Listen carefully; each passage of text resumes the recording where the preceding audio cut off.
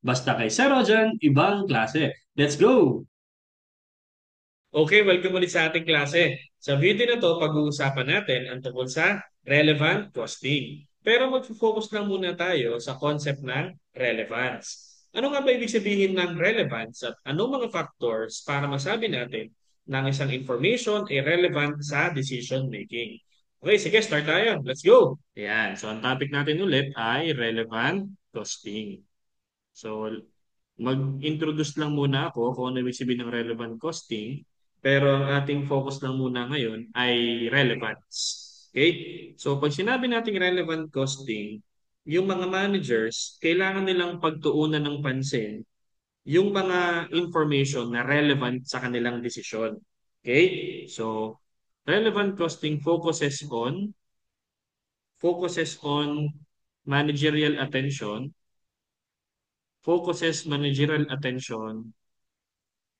on an information that is relevant to a decision. Yan. Kasi ang isang manager, sa isang araw niyan, ang dami niyang ginagawa. Kaya kung halimbawa, information. Kaya kung halimbawa, magde-decide siya sa isang bagay, no? Kung anong kailangan gawin, kailangan ang focus lang ng kanyang atensyon ay dun sa mga information na relevant. So, paano nga ba nang sasabihin na ang isang information ay relevant? O, dun papasok yung discussion natin maya-maya lang. So, again, relevant costing focuses managerial attention on an information that is relevant to a decision. Actually, ang relevant costing techniques, ginagamit na yan halos sa lahat ng business decision, mapa short-term or long-term context. So, may mga iba't ibang techniques tayo related sa relevant costing na ginagamit na halos sa lahat ng business decision in short-term or long-term context. Okay? So, may mga techniques tayo dyan sa relevant costing na ina-apply in almost all business decision in both short term or long term. Short term or and long term. Yan. So ano may mga example natin ng business decision? Yan. So marami yan. Example ng mga business decision. Halimbawa, nagko-consider ang management or si manager na bibili ng bagong machine or wag na muna. So that's a business decision that needs to be made. That has to be made. Okay? So replacing an asset. So, that's one decision that kailangan gawin. Ano pa? Kung bibili sila sa labas ng raw material o sila na ang gagawa. So outsourcing a product. Dito pumapasok yung make or buy. Outsourcing a product or parts. Product or part. So ito yung sikat na make or buy. Yan. Make or buy. Gagawa ba tayo ng sarili nating raw material na binibili natin before sa labas? O itutuloy nating bumili tayo sa isang outside supplier? So, may mga cost kasi kailangan i-consider between alternatives. Ano pa yung mga example pa natin ng business decision? Yan. Allocating scarce resources. Allocating scarce resources. Okay? What else? Manipulating sales mix. Manipulating sales mix. Yung allocating scarce resources, sa isang organization, hindi naman unlimited ang kanilang resources. So, may limit din yan. Especially kung yung resources mo ay scarce or na mabilis maubos or kokonti lang. Ngayon, kailangan gawan ng paraan ni manager kung paano ma-maximize or ma-utilize yung resources para ma-optimize ang profit. So that's allocating scarce resource. That's also business decision that is being tackled under relevant costing. Ito namang manipulating sales mix. Ayan. let's say marami kang product na binebenta, no? Ano yung ratio ng product na dapat mas marami to, mas maunti ito, or wag muna ito, tapos ito, ibebenta lahat. So yung sales mix natin, yung ratio or combination ng mga products na dapat mong ibenta. Especially kung marami kang products na binebenta, no? Sinong mas marami? So anong ratio? 1:2, 1:3. Sa bawat isang product A, tatlong ibebenta kay product B. So that's manipulating sales mix. Okay? And meron din tayong tinatawag na special order. Yan. Special order. Are we going to accept or reject? Accept or reject. Ano ibig sabihin ng special order? Meron tayong mga biglaang customer na umu-order sa atin, pero iba yung terms niya. Hindi siya katulad ng terms sa mga regular customers mo. Halimbawa, si customer na ganito, o-order ng napakaraming products natin. Pero, ang presyo, mas mababa sa regular price. Are we going to accept the project or reject the project or order? Ayan.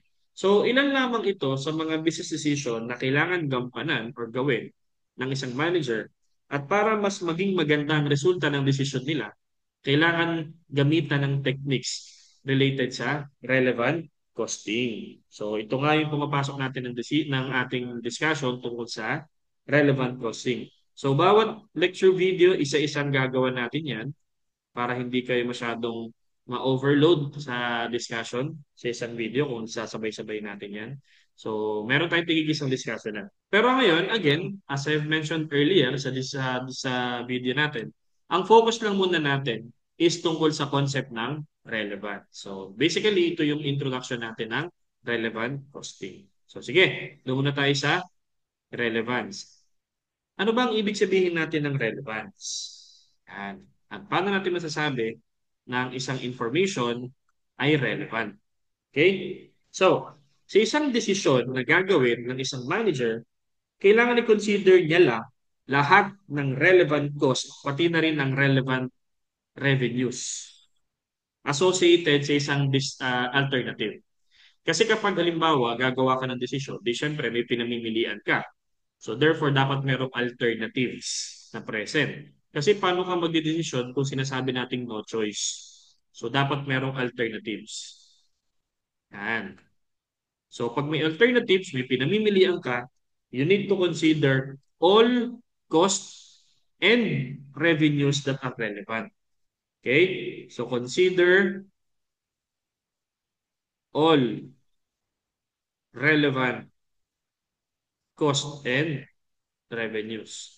So, hindi lang cost ha, baka sabihin kasi natin, eh sir, costing tayo dapat cost lang. Hindi naman. Cost and revenues are both information. And relevant costing pertains to information that are relevant to a decision. Therefore, pati revenue, kahit siya'y revenue, basta relevant, that needs to be considered in a decision-making process. Okay? So, sa process na to, itong decision-making process na yan, may relationship ang oras at ang relevance. Okay? So there's a relationship, may relasyon ng oras at halaga. Pagiging mahalaga. Relationship between time and relevance. Anong ibig sabihin niya? Kapag yung decision time horizon ay mas maikli, kukunti lang ang cost and revenue na relevant. Okay? So, halimbawa, ang kailangan mong pagdesisyonan is only for 30 days. You need to decide for the next 30 days. Okay? Kukunti lang yung mga costs and revenues na relevant sa decision mo kasi we are only covering a short-term period or a shorter time horizon. So, again, pag mas maikli yung time horizon, mas kukunti yung relevant cost at relevant revenue kasi majority ng amounts ay hindi na natin mababago by short-term actions. So, shorter time equals fewer relevant costs and revenues. Kasi nga, majority ng mga amounts ay hindi na mababago by short-term actions. Pero sa longer term, ah yung action ng management can influence virtually all costs. Okay? So, ayun. So, yung relationship ng ating time at saka relevance. Pero regardless whether yung decision mo ay pang short term o pang long term, lahat ng decision making kinakailangan i-analyze mo maigi kung siya ba'y relevant or not relevant. So how do you know if information is relevant or not relevant? So ito ngayon yung mga factors, no? Factors, factors that an information is relevant. Information is relevant. Yan. So ito yung mga factors. Number one, kailangan associated yung information definitely sa decision na gagawin mo. Associated with the decision under consideration. Decision to be made. Yan. And or under consideration.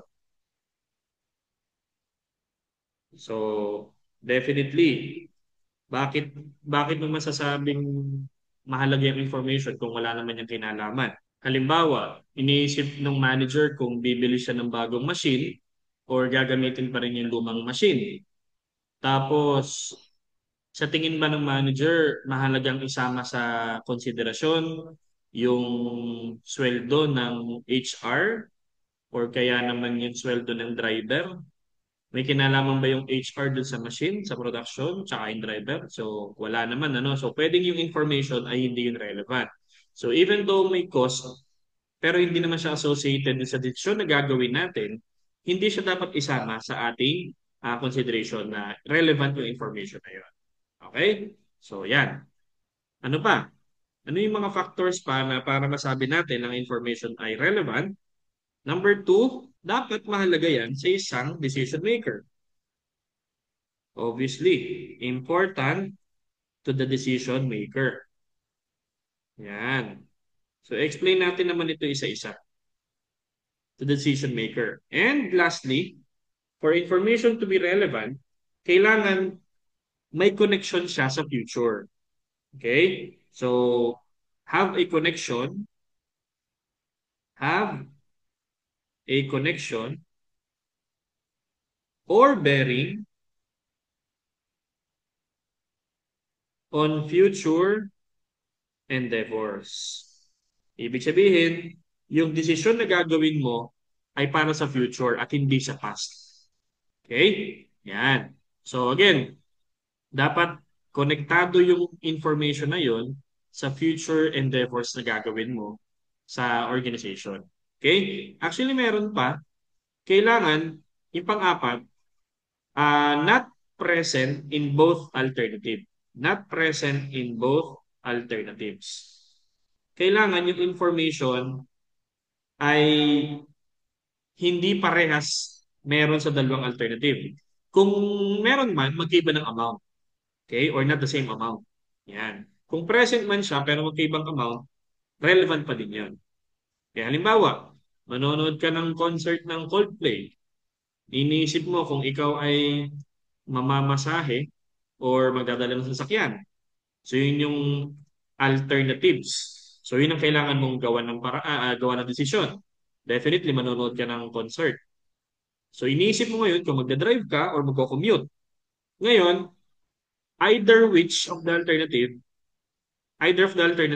kakain ka, yung magagastos mo sa pagkain, hindi yun relevant kasi present siya pag nag-drive ka, present din siya sa pag nag-commute ka.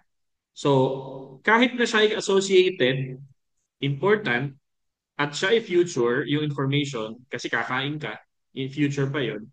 Pero siya ay present parehas, hindi pa rin yun relevant. Kailangan ay, ano lang, isa lang present siya. Hindi siya present sa both alternatives na kailangan mong pag-desisyonan. Or kaya naman, kung present siya pero magkaibang amount, example, kakain ka, Pero yung pagkain na magagastos mo pag nag-commute ka, 1,000. Pag nag-drive ka, 2,000 kasi control mo yung oras mo. O, so, relevant na ngayon yung food, yung cost ng food kasi magkaiba siya ng amount. Kahit na siya ay present sa dalawang alternative. So these are all the factors na kailangan i-consider para ang isang information ay maging relevant. Okay? Sige. So let's try to explain this three, itong tatlo lang, one by one. Next slide tayo. So unahin muna natin ulit yung association with decision. So yung unang factor, associated with the decision. So, kailangan may kinalaman siya doon sa decision mong gagawin, no? Okay? So, again, ang cost at revenue, basically ang information ay relevant kapag siya ay logically related sa isang decision. So, again, connected or related. Information is relevant. Information, whether cost or revenue, is relevant when they are logically related to a decision. Ah, so ito yung sinabi na rin natin kanina, no? And pwedeng may iba yan. It can vary from one decision alternative to another by being incremental or differential. So, papasok dito yung dalawang klase ng relevant na information, ano? It can be incremental or differential. So pag yan yung differential cost, ibig sabihin, ano nga siya, magkaiba yung, hindi siya present sa dalawa, alternative, relevant yun. O kaya naman incremental, parehas present pero magkaiba yung amount. Okay? So, ayan. Pag sinabi natin, pero basically parehas lang yan. Relevant yan parehas. Ayan. So, yung meron tayong tinatawag na incremental cost at saka incremental revenue or differential cost or differential revenue. So, pag sinabi nating incremental revenue, so incremental revenue or differential revenue, so they are the same. Incremental or differential revenue, yan yung amount of revenue that differs across choices. So, amount of revenue that differs across alternatives or choices. Yan. So, sabi ko nga kanina, kung may revenue itong isa wala, edi yung revenue is relevant kasi siya ay incremental or differential. Or kaya naman parehas merong revenue doon sa dalawang option pero magkaibang amount. So, yun yung amount of revenue that differs across alternatives. So, relevant pa din naman yun. On the other hand, yung incremental cost or incremental cost or differential cost, yan. Yan naman yung amount of cost that varies or differs across alternative or choices. Amount of revenue, amount of cost,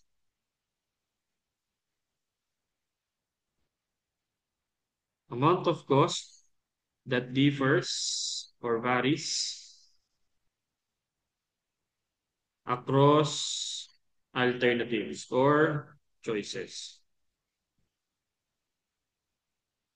Yan. Halimbawa, ulitin natin yung example kanina. Iniisip ni manager kung bibili siya ng bagong machine or papalitan niya yung lumang machine niya, bibili siya ng bago. So, consider niya yung cost nung existing machine at yung cost nung bagong machine. Halimbawa ay yung cost nung existing machine, yung ginagastos nila sa pagpa-maintain, pagre-repair, let's say yun ay 10,000. So, example, yung cost of operating the existing machine, let's say siya ay nagagastos niya 10,000. pag ginagamit na yung lumang machine. Yung pag-maintain, pagre-repair, yan. Tapos yung cost of new machine, pag bumili siya naman, new machine, pag bumili siya, let's say 8,000. Yan. So, ang tawag natin sa difference ng dalawa, 2,000. That is what you call the incremental cost. Okay? Ito ngayon yung incremental cost. Yan, incremental cost. Kasi the amount of cost that differs across alternatives or choices. Yan. Right? So, again, ano yung kailangan mong pagdesisyonan? Bibili ba or hindi bibili ng bagong machine?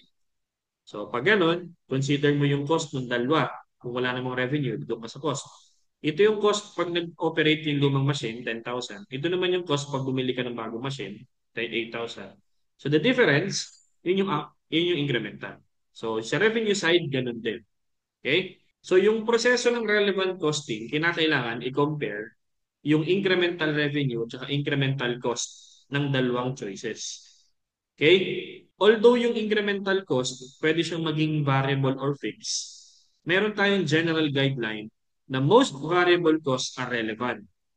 Okay? So, ito, meron tayo ditong pwede maging guide. General guide ito. So, generally, yan. Generally, variable costs are relevant costs. Relevant costs. But fixed costs are not. Generally, so hindi ito absolute. Most of the variable costs, lagyan ko dito ng most para safe tayo dito. Yan. Para hindi mo i-apply sa lahat ng mga oras. Most of the variable costs are relevant costs.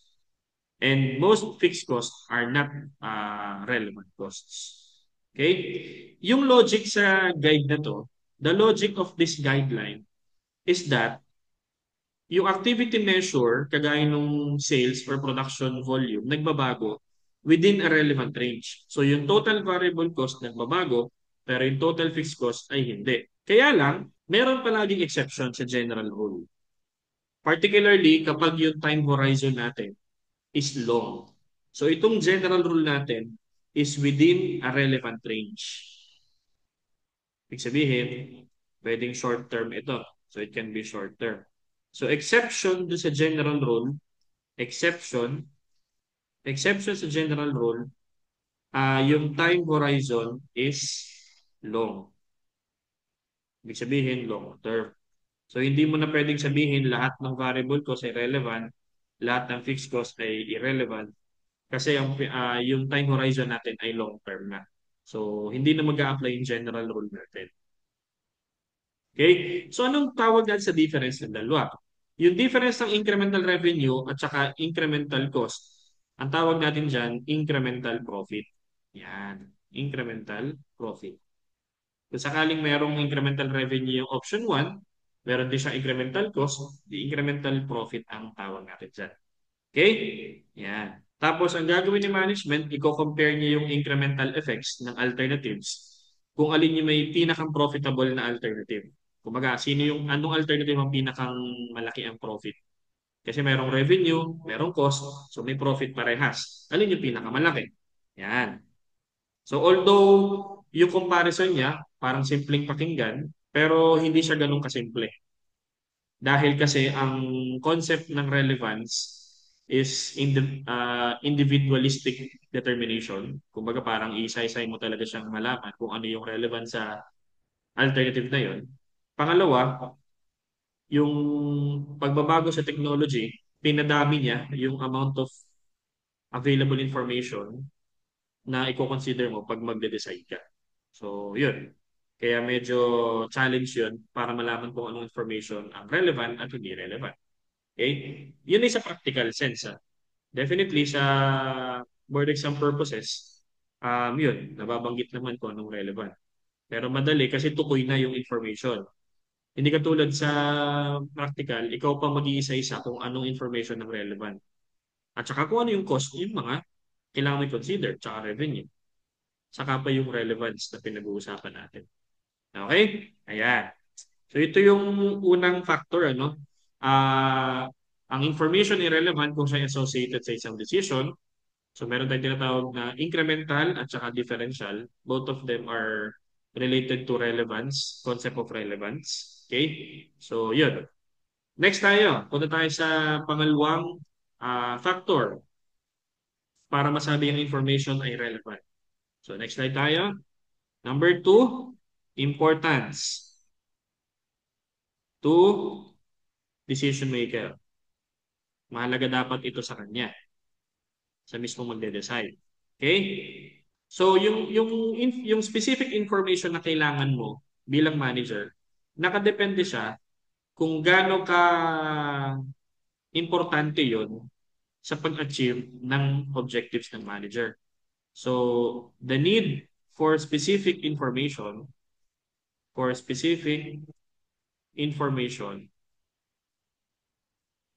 depends on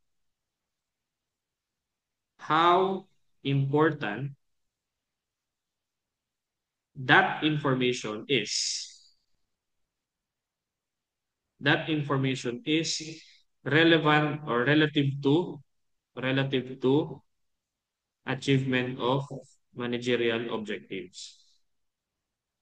Ibig sabihin, managerial objectives. Ibig sabihin, kung kinakailangan mo ang information na ito para ma-achieve mo yung objectives bilang manager, therefore, yung information na yun ay relevant para sa iyo. Okay? Yan. Tapos, bilang manager, mas binibigyan mo ng timbang yung information na mas precise, lalo na kung pagdating sa decision process mo. Kaya lang, kapag yung information is extremely important, pero hindi siya ganun ka-precise, bilang manager, kailangan mong mas bigyan ng timbang yung importance kesa precision. Okay? So, if information, kaya dito sa ating management accounting, mas pinapagbigyan ng pansin ang yung timeliness, kesa precision. Gawa ng, lalo na kung gagawa ka ng desisyon, para saan pa yan, yung information kung late na. So, again, if information is extremely important, if information is extremely important, napakahalaga niyan, kahit na halimbawa ay hindi pa sure kung magkano, but less precise, managers must weigh importance against precision. Pero syempre gusto nating precise yung information na kukuha natin. Pero kung hindi naman siya ganun ka-importante, no? Wag na. Tingnan mo kung ano yung mas importante sa iyo bilang manager sa pag-achieve ng objectives. So again, ulitin natin ano, mas binibigyan ng timbang or ng bigat, mas binibigyan ng bigat ng manager sa pagde-decide yung mas precise, syempre. Pero kung napakahalaga ng information na yon, kahit hindi pa sure kung magkano yung amount or hindi pa tukoy, yung hindi pa precisely alam kung magkano siya, pero napaka-importante, i-consider mo na rin siya na relevant. Okay? So, si manager must weigh importance against precision. Yan. Next, pangatlo, dapat may bearing siya on the future. Okay? So, ang information, para maging relevant, kailangan siya ay future-oriented. May mga information na tungkol sa nakaraang events, pero relevant lang siya pag siya ay patungkol sa isang future decision. Kaya nga, pag past na, hindi na dapat yan mahalaga. Okay? So, past is not important. Yan.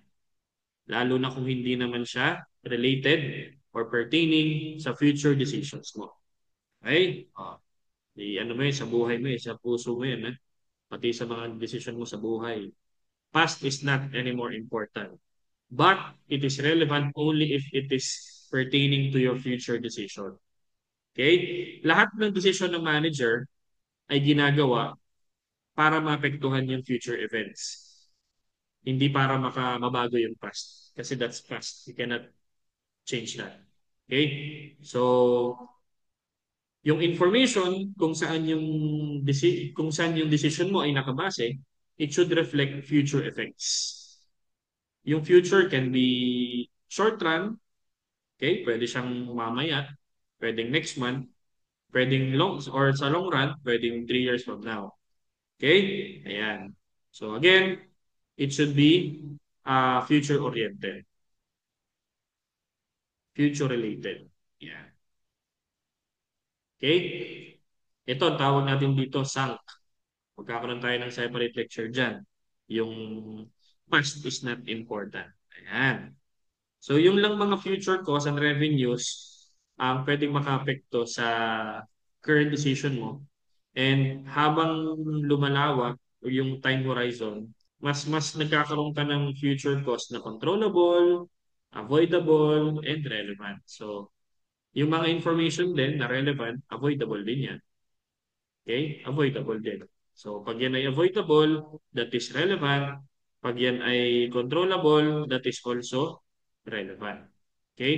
So, again, pag mas mahaba yung time horizon na pinag-uusapan natin, mas maraming future cost ang controllable, avoidable, at saka relevant. Ang challenge kasi sa relevant costing is i-filter out yung mga considerations na yung cost ng mga yan ay hindi relevant. So medyo yun yung challenge doon.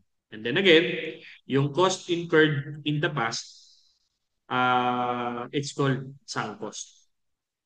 Halimbawa, ay bumili ka ng sasakyan. O let's say, manonood ka ng concert again, ng Coldplay. Inisip mo kung magdadala ng sasakyan or magko-commute. Yung binili mong yung binili mong sasakyan, yung ginastos mo nun dati, that is already past. So that's sunk. So hindi na siya makaka-affect sa decision mo. Kasi wala na, tapos na yan. Dahil nga ang relevant cost ay future-oriented or future-related. Okay? Yan. Isa sa mga common misconception or error sa decision making, tinatrato kasi ang sunk cost as relevant. So dapat hindi. Okay? Yan. Kagaya nga nung pagbili mo ng previously ng pagbili mo ng asset, yung book value nun, yung acquisition cost, sunk cost na yun. So that is not anymore relevant. Okay? So again, basically ito yung mga factors considered para ang isang information ay relevant. Okay? And next video natin, pag-uusapan naman natin kung anong ibig sabihin ng sunk cost at ano yung mga iba't ibang techniques in relevant costing na in-itemize natin kani-kanina. Okay, so cut ko muna yung lecture natin dito. I hope meron kayong nag-gain na bagong learning tungkol sa relevant costing na hindi nyo pa nalalaman. Okay, so again, laging sinasabi sa inyo, mag-iingat kayo palagi, mag-aral mabuti, and laging tatandaan, ibang klase ka. So, bye-bye!